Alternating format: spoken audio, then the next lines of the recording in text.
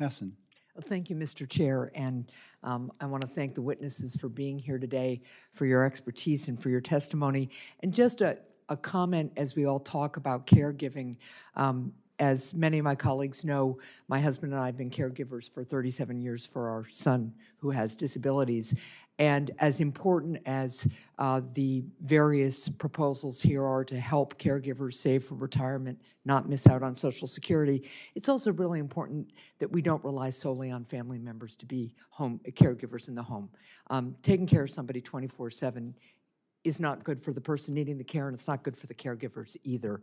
And there's a whole group of people who are talented and creative, but they need to be able to make a family-sustaining wage as they do this kind of care. So I hope that that's something we can continue to work on together.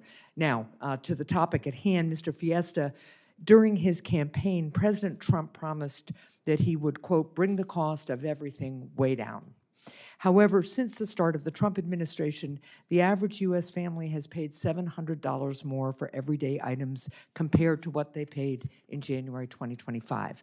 As President Trump's reckless tariffs continue to drive up everyday costs, it's even harder for many Americans to save for retirement. So, Mr. Fiesta, how do these high costs hurt people who are trying to save for retirement and people who are already in retirement who have limited savings? Well, excuse me, on both types of people, obviously it's been very hard. For seniors in particular, it's where they spend their money. Yeah. Food, fuel, healthcare. Right. Three elements of our economy that have had supersized inflation over the last year or so. And of course, by being retired, they don't have a steady stream of income that's going to increase over a year. I mean, their incomes are mostly fixed, for example. So that's been difficult. And then without access in the workplace to some sort of retirement savings plan for 60 million people, people near and even further out from retirement, you can't save. It's been very difficult because if childcare is $32,000 a year, for example, Yeah. how can you spend that and the other inflationary items we've seen and then try and save for retirement? It's a squeeze. Thank you. Another question for you.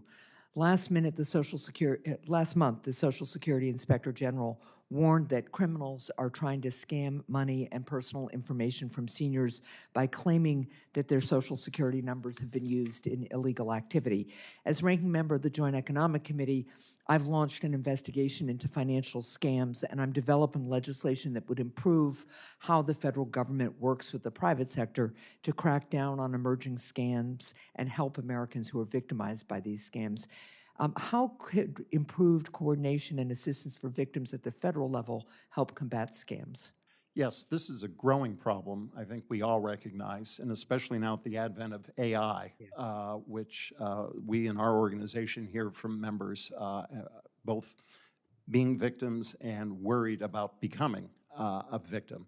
Clearly, the fraudsters are getting more intelligent, more complicated in their maneuvers, and anything across departments and legislation in that way is needed because it's not going to get any better. We need, for instance, single points of contact at agencies for Yes. people who've been scammed.